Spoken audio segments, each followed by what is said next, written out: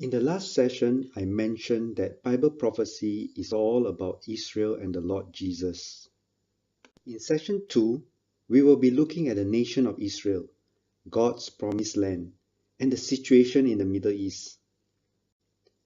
So what are the specific signs pertaining to Israel? Israel is God's piece of real estate and the centerpiece in God's plan. What is happening to Israel will tell us how the seasons and the times and of the closeness of Jesus' return. Jesus in Luke 21 told the disciples to look at the fig tree, which represents the nation of Israel.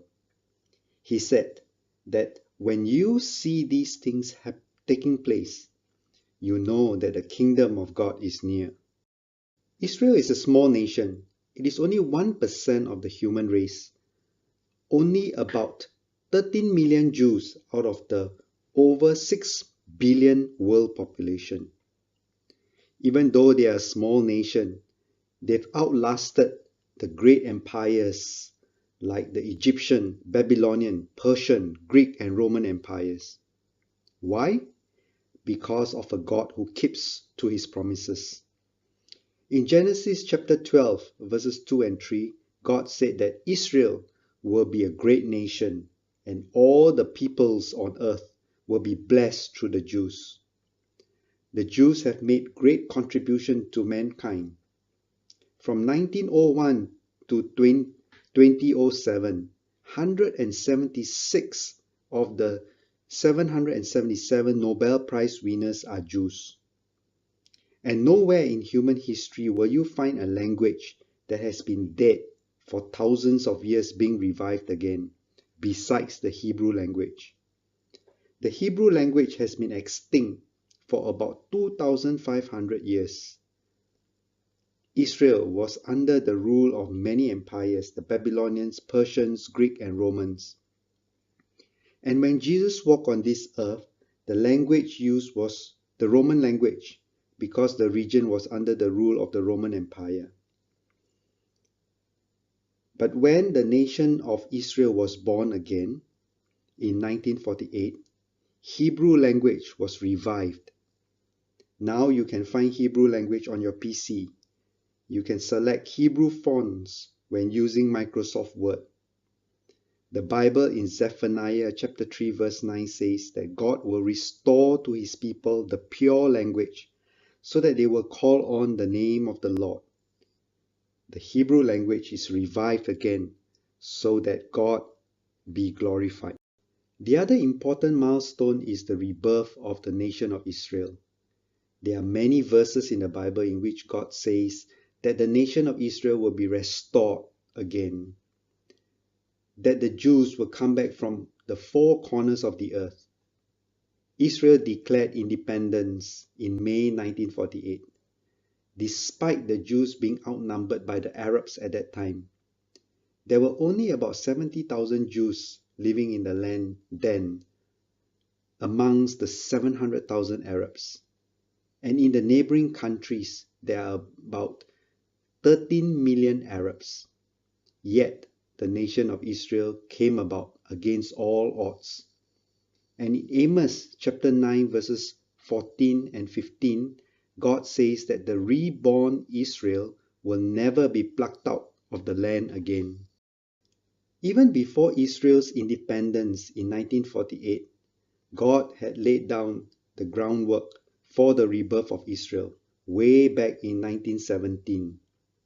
Israel and Jerusalem were then under the rule of the Ottoman Turks. In late 1917, the British fought the Turks in the region. The British forces were led by General Edmund Allenby.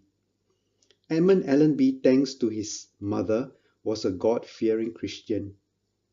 Edmund Allenby and his men were fighting the Turks, but they were on low ground while the Turks were on high ground. Aware of their clear disadvantage against the Turks, they withdrew back to camp. God gave them the answer to their predicament in the Bible. In 1 Samuel chapter 14, about 3,000 years ago, Jonathan, the son of King Saul, was fighting the Philistines in the same area as Edmund Allenby. And Jonathan was in the same predicament in that he was on low ground and the Philistines were on high ground. The Bible recorded how Jonathan overcame the Philistines. So Edmund Allenby and his men used the same strategy as given in the Bible, and they overran the Turks. You can read 1 Samuel chapter 14 for yourself if you're interested in the strategy. So Edmund Allenby and his men were headed towards Jerusalem. The Turks guarding Jerusalem heard that the British had overrun their front line and was advancing towards them. They also noticed that the name Edmund Allenby in Arabic means prophet of God, and the name in reverse, Allenby Edmund, means son of God. Edmund Allenby in their own Turkish language means scourge of God. Realizing this, the Turks fled for their lives before Edmund Allenby and his men arrived at Jerusalem.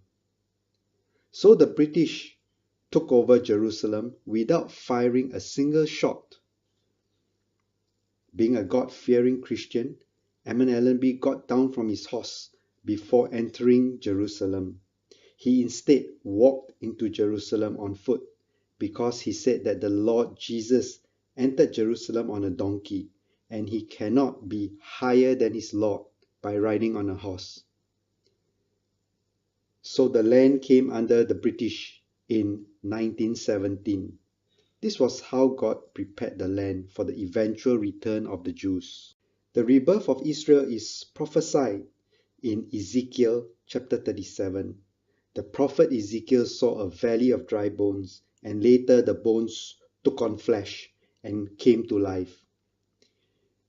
It is describing the land of Israel, the former Palestine, that it was desolate and later it will be revived again and flourish. We'll talk a little bit more about the name Palestine shortly.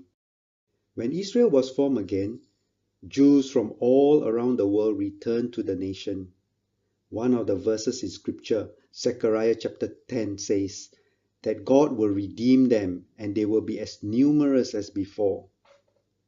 I read that there were also Jews from India, some 29,000 of them, as well as from China. Those of you who have visited Israel, you can see that the land is now flourishing and fruitful. Ezekiel chapter 36 mentions that the land will become fruitful and prosper so that Israel and the surrounding nations will know that God is the one who caused Israel to flourish again. The land of Israel is not only fruitful and flourishing, they are also exporting their produce like flowers, fruits, and olives. Isaiah chapter 35 also mentions that this will happen so that God will be glorified in all this. Several years ago, an American Christian carefully studied the book of Deuteronomy, where Moses blessed each of the Jewish tribes before they entered the promised land Canaan. He realized that some of the phrases of blessing could refer to fuel oil or natural gas from the ground and from the seas. For example, in Deuteronomy chapter 32 verses 12 and 13, the oil from the flinty rock cannot be olive oil. It has to be crude oil. Deuteronomy 33 also talks about the abundance of the seas and treasures hidden in the sand. So the American Christian teamed up with the Israeli counterpart and obtained permission to explore for oil. Now there was a joke that Moses and the Israelites should have turned right of the Jordan River into Arab land where there's lots of oil. Instead, the Israelites turned left into Canaan where there is no oil. We know that more than half of the world's crude oil comes from Arab lands. So for many years, Israel had depended on its neighbors, for example Egypt, for their energy supply. However, in 2009, Israel managed to extract natural gas and oil for its energy needs. And when Egypt cut off Israel's supply of natural gas in 2012 during the Arab Spring conflict, Israel was not concerned because it already has its own supply by then. It is interesting to note God's timing in all this. It's like God getting Israel to use other nations' energy supply first and conserving its own for the future. The US Geological Survey estimated that Israel has about 1.7 billion barrels of recoverable oil and 122 trillion cubic feet of recoverable natural gas. So Israel now, being surrounded by hostile nations, is self-sufficient in terms of energy supply. You can see that it's all God's timing in protecting His land and His people. In 2009, they found natural gas off the coast of Haifa. This discovery is supposedly one of the biggest in the world, enough to supply Israel's natural gas needs for the foreseeable future. You would think that Israel, having found its own energy supply, would keep it all to itself. No, they are exporting some of the gas. Some 40% of the natural gas is exported. Since Israel is surrounded by hostile nations, this is meant to win over some friends.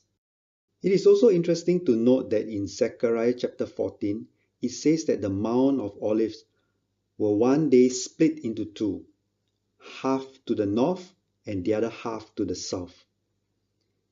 As mentioned in the last session, we are currently in Zechariah 12, and Zechariah 14 is a future event. In the last century, geologists discovered a fault line under the Mount of Olives. And when earthquake occurs in the region, the fault line will separate, thereby splitting the mountain ridge into half, northwards and southwards. So you can see, without the necessary seismological technology, Zechariah wouldn't have known about the fault line some 3,000 years ago, unless this was revealed to him by God. In the last session, we heard that God promised Abraham and his descendants the piece of land shown by the circle. Look at the land of Israel today. It is only a small sliver of land, as you can see in the slide. Even if Israel exists today, as it is, in spite of being surrounded by the hostile nations, it would still mean that God has not managed to fulfill his promise to Abraham, which is a much larger piece of land. The promise which God made unilaterally to Abraham in the blood covenant. So this is the second reason why the Lord has to come back again to reclaim the land he promised to Abraham and his descendants. Now there is much confusion and misunderstanding concerning Israel and the state of Palestine. Do you know that there is no such thing as a Palestinian race or even a Palestinian culture? Israel was renamed Palestine after Israel's enemy, the Philistines. The name Palestine is linked to the Philistines. It was around 100 AD, during the time of the Roman Emperor Hadrian. There was a Jewish revolt, and Emperor Hadrian managed to suppress the revolt after 3 years. And many of the Jews were expelled from the land. Emperor Hadrian was so enraged by the Jews over the revolt that he renamed Israel as Palestina, or Palestine in English. Although the land was renamed Palestine, the groups of people who were living in the land were pockets of Jews, and later the Arabs came to the land. The Arabs only occupied Palestine in the 7th century when they conquered the region. So the people living in Palestine all this time were Palestinian Jews and Palestinian Arabs. It is similar to the early days of Singapore, where the people who were living in Singapore then were from the 3 ethnic groups: Chinese, Malays, and Indians. There were no such thing as the Singaporean race then. It is only after over 50 years of independence that we are now trying to forge a Singaporean identity. The world has been deceived by various Palestinian leaders. It started with Arafat, who started using Palestinians to refer to the Palestinian Arabs in the 1950s. The term Palestinian Jews were eventually dropped altogether and not used at all. Like the saying goes, a lie told often enough becomes the truth. And now the world believes that the Palestinians, meaning Palestinian Arabs, were driven out of their land, Palestine, by the Jews. And the nation of Israel is illegally occupying Palestinian territory. As mentioned earlier, in 1917, the British, led by General Edmund Allenby, took hold of Palestine and Jerusalem. And in 1922, after the First World War, Sir Winston Churchill carved out 20% of Palestine for the Jews, and the rest, which was named Jordan, to be meant for the Arabs. The reason was because a Jewish chemist by the name of Chaim Weizmann helped the British to win the war against the Germans. Before the war, the British had been buying smokeless gunpowder from Germany. The ones produced in Britain were smoky, and this will reveal the soldier's position every time the gun is fired. When the war started, Britain was unable to buy gunpowder from Germany. As such, Britain was at a disadvantage because of its smoky gunpowder. The Jewish chemists managed to synthesize the British-made gunpowder so that it was smokeless. As a result, Britain won the war. Although as a reward to Chaim, Britain allocated part of Palestine to accommodate the return of the Jews were contented in Germany, Austria, and Poland, and most of them did not want to return to a desolate desert land where nothing grows. It wasn't until after the Second World War, when millions of Jews were massacred by Hitler, did the Jews return to the land allocated for them. However, after the Second World War, the new set of British leaders were not so sympathetic to the Jews. Nevertheless, in 1947, the United Nations, in its Resolution 181, carved out a smaller piece of land of Palestine for the establishment of the Jewish nation. You can see the blue portion, which is smaller than the earlier one allocated in 1922. The arrangement was for all the Jews to occupy the newly established nation of Israel and for all the Palestinian Arabs to occupy the other parts. That is the land that is colored brown and the whole region of Jordan. However, the Arabs were still not happy with the arrangement. The neighboring Arab nations do not want to accept their Palestinian Arab brothers in their own land. More importantly, they didn't want a Jewish nation in their midst. So on the very first day of Israel's independence, 15th of May 1948, the armies of 5 Arab nations, Jordan, Syria, Egypt, Lebanon, and Iraq, attacked the Jewish nation. Although Israel is a newly created nation with a young military, they won the war in spite of the odds against them. Israel could not have won the war without God's help.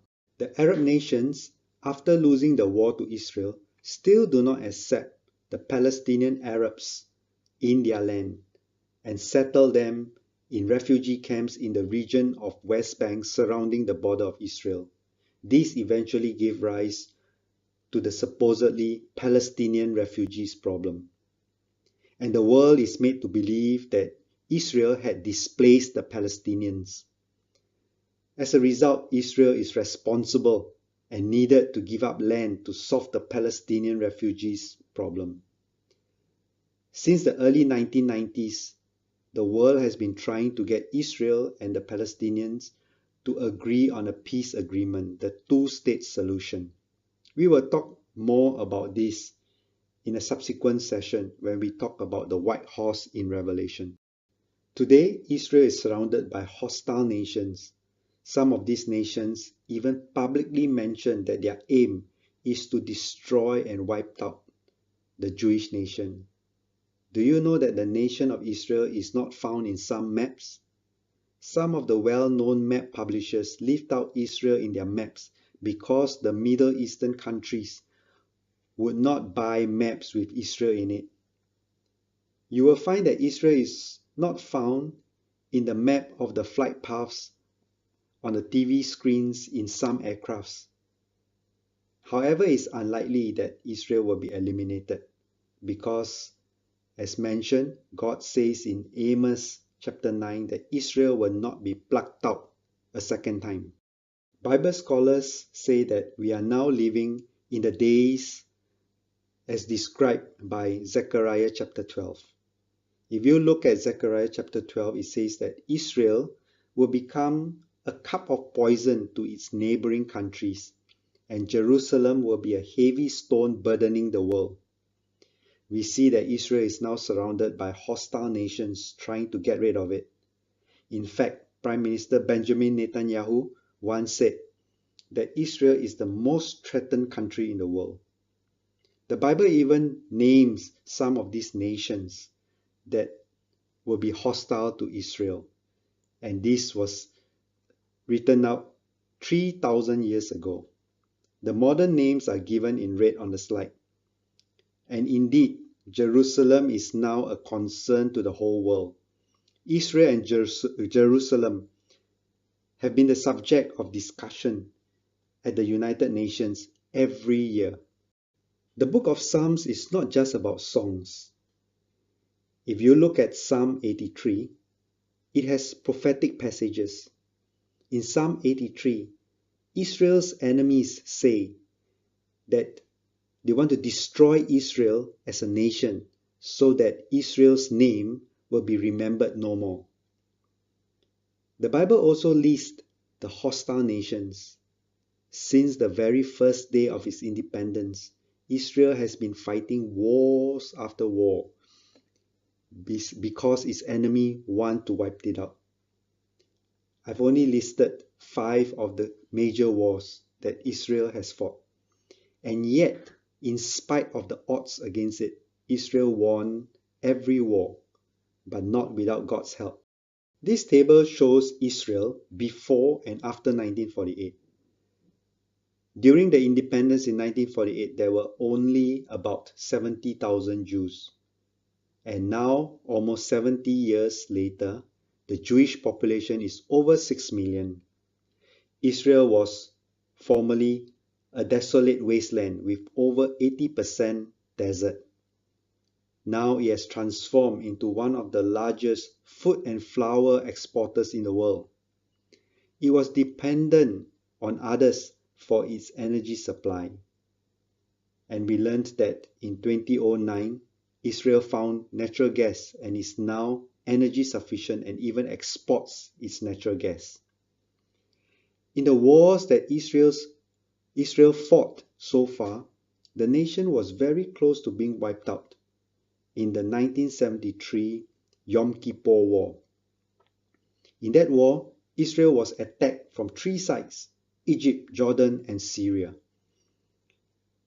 It was said that the then Prime Minister Golda Meir considered committing suicide because Israel was badly outnumbered in terms of military weapons and forces.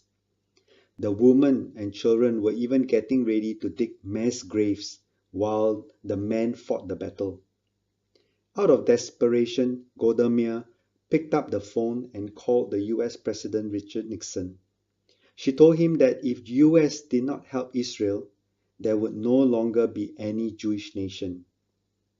At that time,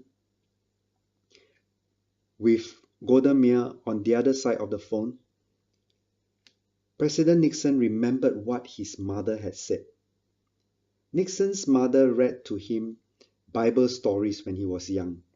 On one occasion, Nixon's mother suddenly stopped reading and said to Richard, "Richard, One day, if you should be in the position of power and able to help Israel, do your utmost to help Israel. She then opened the book and continued reading. And Nixon remembered these words from his mother. And as a result, he sent the largest airlift of weapons to Israel. And that's how Israel survived the 1973 war. If you are interested in the miracles that happened to Israel, you can get hold of this DVD, Against All Odds, Israel Survives. You can also view some of the clips in YouTube under the same heading. This is a documentary on how time and time again God helped Israel. If not for God, Israel will no longer exist. It is clear that Israel's enemies are out to get rid of Israel. Besides Zechariah 12 and Psalms 83, there's also Psalms 120 and Jeremiah 6. Although Israel's neighbors talk about having peace, there will never be any real peace. As you can see from the remarks made by a senior Palestinian official, the Palestinians actually adopt a two-pronged strategy.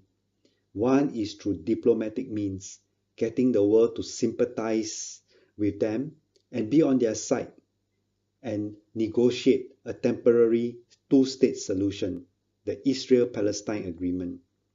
The other is through aggression by terrorist activities and shooting missiles into Israeli towns.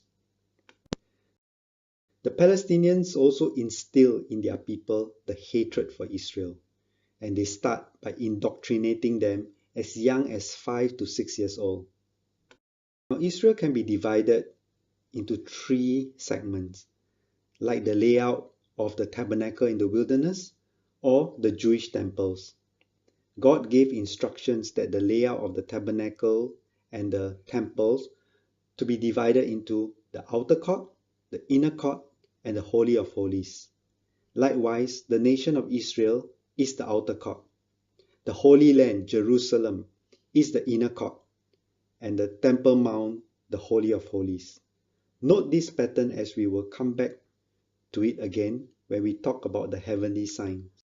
Today, Israel, Jerusalem, and the Temple Mount are all under threat. And the present day Israel is a far cry from the piece of land which God had promised to Abraham and his descendants, the Jewish people. So at the present moment, it seems like our God is losing and unable to keep his promise. But we will know that at the end of the day, who will be the victor? When Israel came back again in 1948, they did not get back Jerusalem. They only got back Jerusalem in 1967 after the Six-Day War. However, although Jerusalem now belongs to the Jews, they gave the control to the Jordan Muslim Authority. Because of the Muslim shrine, the Dome of the Rock, and the Al-Aqsa Mosque on the Mount. Do you know that if Jerusalem had come back to the Jews in 1948, it would have spoiled the prophetic pattern? We will talk more about this in our subsequent sessions when we looked at the heavenly signs and also the prophetic timelines. You can see that everything is happening according to God's timing. In other words, our God is very much in control what is happening to the world and to Israel. Nothing escapes him. In Ezekiel chapter 44, it says that the eastern gate will remain shut until the return of our Lord. In 1541, Sultan Sulaiman heard that the Jews and the Christians believe that the Messiah will come back via the eastern gate. So he tried to prevent this by ordering that the eastern gate be sealed. He even ordered to have cemeteries laid out in front of the gate because the Jews would be unclean if they touched dead bodies. Little did Sultan Sulaiman know that by doing so, he was actually fulfilling Bible prophecy by ensuring that really no one, not even a small child, will go through the eastern gate until the Lord comes back again. Ever since Israel came back together again, they have been wanting to rebuild the temple, which was destroyed by the Romans almost 2000 years ago in AD 70. A survey showed that more than 70% of the population would like to have the temple rebuilt, and this even includes secular Jews. Because to the population, having a temple is a means of fostering solidarity amongst the people. Today, Israel has got most of the items ready for the temple, and these are made according to God's instructions given in the Old Testament. The items are temporarily stored in the Temple Institute in Israel, waiting to be used once the temple is built. They have produced the pure olive oil for use in the menorah in the temple. It's the first pure olive oil produced in 2000 years. They have also embarked on the project to produce the red heifer for the sacrifice as described in the Old Testament. One interesting thing is the Jewish prayer shawl, the talit. According to the Bible, a special blue dye is to be used. This blue dye is to be extracted from a particular sea snail. It takes 8,500 snails to produce only 1 gram of the dye, and almost 4 million snails to produce 1 pound. When the Jewish temple was destroyed in 70 AD, the snail mysteriously disappeared. However, when the Jews got back Jerusalem after the Six-Day War in 1967, the snail miraculously reappeared on the shores around Tel Aviv.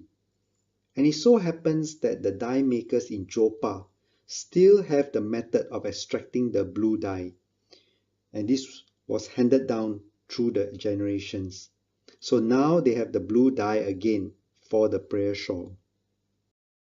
In 2009, they constructed the sacrificial altar to be used in the temple. Stones for the altar were taken from the Dead Sea, as instructed by God in Deuteronomy chapter 27. No iron tools were used when constructing the altar. Reason is because iron is usually used in weapons of war, and as such cannot be used for the sacrificial altar. That is why David was not allowed to build God's temple, because he was a man of war. He had too much blood on his hands. Instead, David's son Solomon built the temple for God.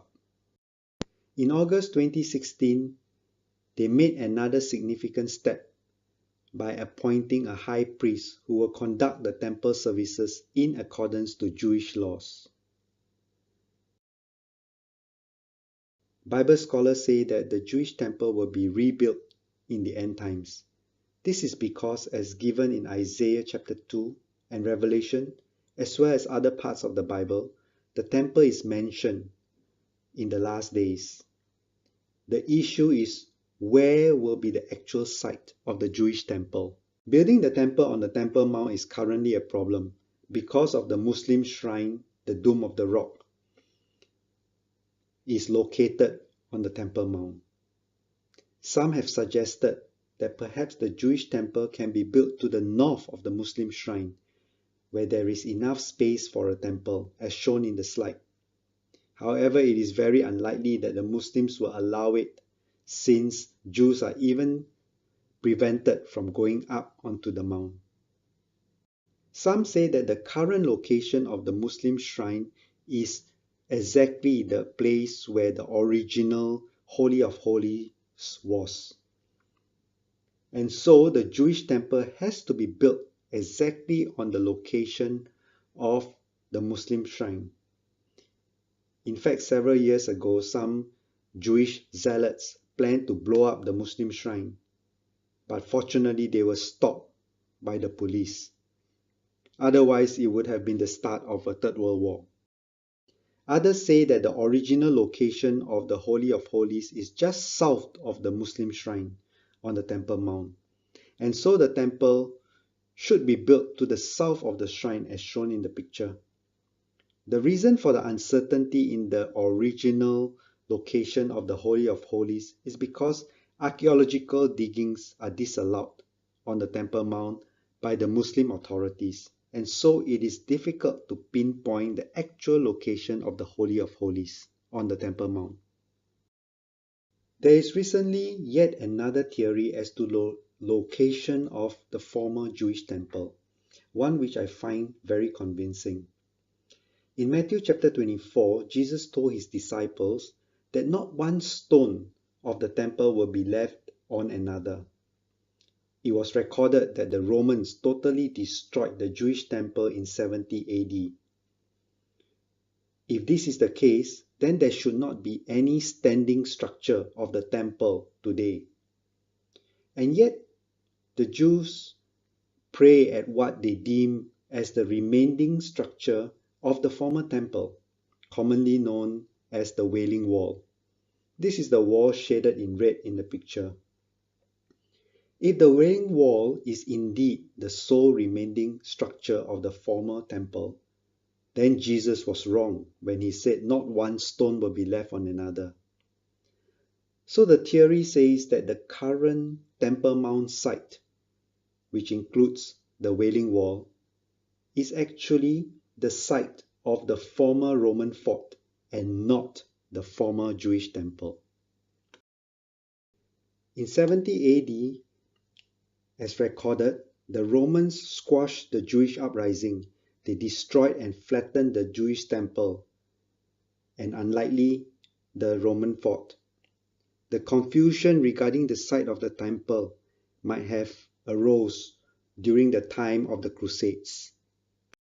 It is thought that the Temple Mount was the site of the former temple, and the Roman fort is the small structure as shown at the top of the slide. Yet, according to Josephus, the Roman fort housed 10,000 soldiers. The small structure that you see will not be big enough for that many soldiers. So it is more likely that the whole current Temple Mount site was the former fort for the 10,000 Roman soldiers. The typical Roman forts, as shown on the left of the slide, look very similar to the current Temple Mount site on the right, marked by the red borders. And when you looked at the jagged edge walls of the current Temple Mount, it looks very much like the typical Roman fortress wall. And when we look at scriptures, it says that David bought the threshing floor as the site for God's temple. This site is known as the City of David, and it is to the south, just below the present-day Temple Mount. In the picture, you can see the Temple Mount is at a high point on the right-hand side. The City of David is to the left of the Temple Mount at a slightly lower level. It is likely that the former temple site was in the area shaded in red. Another convincing feature is that the Kidron Valley and the Gihon Spring is located just below the temple site shaded in red. The Gihon Spring is the only source of water supply in the area, and we know that water is needed for the animal sacrifice. Ezekiel 47 says that there was water flowing from under the threshold of the temple. So it is likely that the temple is located just above the Gihon Spring, because there's no water supply on the Temple Mount. And if you looked at Acts chapter 21, verses 30 and 31, it says that there was a commotion at the temple, and the Roman soldiers ran down to the temple area, implying that the temple is slightly lower than the Roman fort. They have recently carried out some archaeological digs in the area and found some evidence that the site was indeed used for animal sacrifices. They also found evidence of an oil press for the anointing oil. If the site of the former Jewish temple is indeed in the City of David and not on the Temple Mount, Then they can commence the building of the third temple at any time, because the whole area is under Jewish control. They already have the temple items ready. They also have the plan for the third temple, and according to reports, they can build it within a year. Once they build the temple, it would mean that the Lord's return will be very close. In any case, when Jesus comes back again, the Bible says that there will eventually be a new heaven and new earth, and we will be reigning with the Lord. This brings us to the end of session 2. The next session will be on consequences of going against Israel.